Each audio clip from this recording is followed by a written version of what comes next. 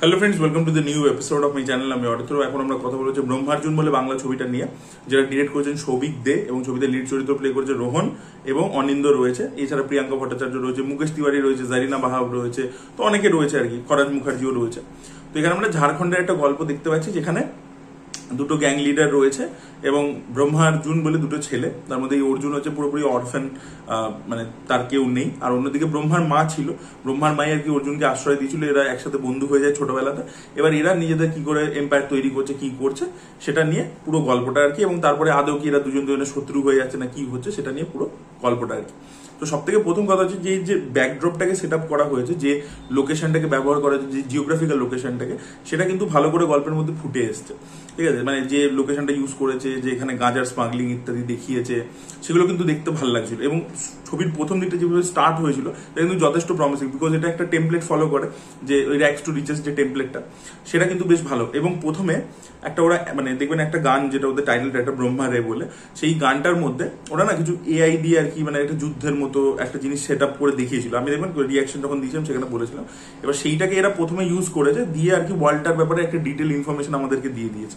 তো সেটাও দেখতে ইন্টারেস্টিং লাগছিল। এবং তারপর যখন গল্পটা শুরু হয়, বাচ্চাবেলায় এরা দুজনে কি করে দেখা হলো, তারপরে কিভাবে এরা বেড়ে উঠছে, কিভাবে এরা ধীরে ধীরে মানে খরাজ মুখার্জির জন্য কাজ করছে, তো সেইটা যেহেতু ওই টেমপ্লেট, ওই গ্যাংস্টার ফিল্মের টেমপ্লেটটাকে ফলো করে করে এগোচ্ছে, ওই জায়গাটা দেখতে খুব ইন্টারেস্টিং লাগছিল। এবং পারফরমেন্সেস কিন্তু প্রত্যেকেরই খুব ভালো। খরাজ মুখার্জি অ্যাজ গ্যাংস্টার যতটা স্পেস পেয়েছে ভালো করেছে, জাহিনা ওয়াহাব যতটা স্পেস পেয়েছে ভালো করেছে, মুকেশ তিওয়ারি ছবির একদম শেষের দিকে আসে, তার কাজ বেশ ভালো। তার ইন্ট্রোটাকে যথেষ্ট স্টাইলাইজ ভাবে প্রেজেন্ট করা হয়েছে, মানে ডার্ক ব্যাপার রেখে স্টাইলাইজ ভাবে তাকে প্রেজেন্ট করা হয়েছে, সেটা ভালো। আর রোহন এবং অনিন্দ দুজনের কাজই খুবই ভালো। ছবিটার মধ্যে যে গানগুলো আছে সেগুলো খুব ভালো। এবং অর্ণব যে এটাকে শুট করেছে, সে কিন্তু বেশ ভালোভাবে শুট করেছে, যেটা আমি বললাম যে একটা রুটেড ফিল রেখে সেরকম ভাবেই আর কি কালার ইত্যাদি করেছে। এবং অ্যাকশন ইত্যাদি যা আছে, দেখুন এক্সিকিউশনের, এই কমার্শিয়াল ছবি না অনেকটা এক্সিকিউশনের উপর দাঁড়িয়ে, যদি এবার এক্সিকিউশন করতে গেলে একটা সার্টেন কাইন্ড অফ বাজেট লাগে। এবার সেইটা আপনি বুঝতে পারবেন যে মেকার্সদের কাছে অতটা ছিল না, তারা তবু ট্রাই করেছে। তো এক্সিকিউশনে কিছু জায়গা আপনাদের ফল্টার আপনি নোটিস করতে পারবেন, সেটা খুবই নোটিসেবল, সেটা আর কি প্রবলেম আছে। বাট আপনাকে বুঝতে হবে যে মেকার্সরা কিন্তু ট্রাই করছে নতুন, আপনার বাংলাতে জানেন নতুন হিরোদেরকে নিয়ে কেউ কিছু ট্রাই করে না। তো এক্সিকিউশন লেভেলে যে ফল্টার্স কিছু মিস্টেক্স আছে সেটা আপনি বুঝতে পারবেন। বাট আমি বলছি এই যে ওয়ার্ল্ডটা এবং যে ক্যারেক্টারগুলোকে বিল্ড করেছে, একটা এখানে একটা সাধু টাইপের ক্যারেক্টার আছে, সে আর কি অ্যাসাসিন, মানে সেই জিনিসপত্রগুলোকে যেভাবে দেখিয়েছে সেগুলো কিন্তু যথেষ্ট ইন্টারেস্টিং। ছবিটার এই দিকগুলো খুবই ভালো।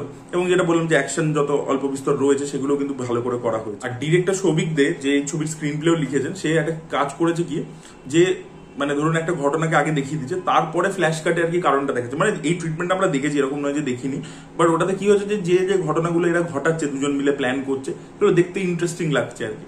এবং পরবর্তীকালে এদের দুজনের মধ্যে কিভাবে রিফটটা আসছে সেগুলোকেও খুব ইন্টারেস্টিং ভাবে ডিজাইন করেছে, পলিটিক্সটা যেভাবে উঠে আসছে। তো সবকিছু মিলিয়ে ভালো। আমার মনে হয় রান টাইমটা, মানে ছবির ট্রিটমেন্টটা একটু ফাস্ট পেস দিয়ে আছে, প্রথম দিক থেকে চলছে। তবে আমার মনে হয় রান টাইমটা ওরা আরো একটু কম্প্রেস করতে পারতো। 2 ঘন্টা 20 মিনিটের উপর রান টাইম হয়েছে, তো সেটাকে আরেকটু কম্প্রেস করলে আমার মনে হয় বেটার হতো। আচ্ছা, এবার ব্যাপার হচ্ছে ছবিটা স্ক্রিন প্লের মধ্যে যেরকম কিছু জিনিস ভালো আছে, যে আমি যে বললাম যে ওয়ার্ল্ড এস্টাবলিশমেন্টটা ভালো, ওরা কিভাবে র্যাগস টু রিচেস হচ্ছে সেই জিনিসপত্রগুলো ভালো, যে টুইস্ট অ্যান্ড টার্নস গুলো দিয়েছে, বা যে ক্যারেক্টার খুব কালারফুল কিছু ক্যারেক্টার তৈরি করেছে, সেগুলো কিন্তু বেশ দেখতে ভালো লাগে। কিন্তু প্রবলেম হচ্ছে কি, কিছু জায়গায় মানে ছবিটা অ্যাকচুয়ালি ব্রহ্মার্জুন দুটো হিরোকে প্রমিস করছে, কিন্তু আপনার ছবিটা দেখার পরে মনে হবে ছবিটা যেটা প্রমিস করেছিল সেটা দিতে পারছে না, কারণ একটা টাইমের পরে ন্যারেটিভ থেকে একটা হিরো গায়েব হয়ে যাচ্ছে।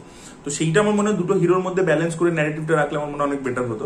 এখানে রোহনের ক্যারেক্টারটা অনেক অনেক বেশি প্রায়োরিটি পেয়ে গেছে, তো সেইটা আমার মনে হয় ওই ব্যালেন্সিংটা কোথাও কি হয়নি। পার্ট 2 এর যে সেট আপটা করা হয়েছে সেটা ভালো, কিন্তু আমার মনে হয় যে পুরো জিনিসটাকে এই ছবিটার মধ্যে র্যাপ আপ করে দিয়ে কমপ্লিট করে দিলে আমার মনে হয় অনেক বেটার হতো। ঠিক আছে, পার্ট 2 এর এটা মানে ওই জায়গায় মুকেশ তিওয়ারির পারফরমেন্স বা প্রেজেন্টেশন খুব ভালো হয়েছে, বাট আমার মনে হয় যে ওটাকে সিঙ্গেল পার্টের মধ্যে র্যাপ আপ করে দিলেই আর কি পুরো জিনিসটা আর কি একটা ক্লোজ ন্যারেটিভ আর কি পুরো আর্টটা কমপ্লিট হচ্ছে, সেরকম একটা জিনিস হতো। তো ডেফিনেটলি দেখুন খামতি আছে ছবিটার মধ্যে, সেটা স্ক্রিন প্লে লেভেলে কিছু, কোনো ছবিতেই পুরোপুরি 100% সবকিছু ঠিক হয় না। তো এখানেও স্ক্রিন প্লে লেভেলে কিছু খামতি আছে বা এক্সিকিউশন লেভেলেও ফল্টার আছে। বাট আপনাকে দেখতে হবে যে লিমিটেড রিসোর্সের মধ্যে মেকার্সরা কতটা এক্সটেন্ড অব্দি গিয়ে ট্রাই করেছে। দুটো নতুন ইয়াং হিরোকে নিয়ে তারা যেভাবে প্রেজেন্ট করবার চেষ্টা করেছে, একটা এরকম লোকেশনকে তুলে সেটাকে যেভাবে ইউজ করে গল্পের মধ্যে বলার চেষ্টা করেছে, এটা রুটেড।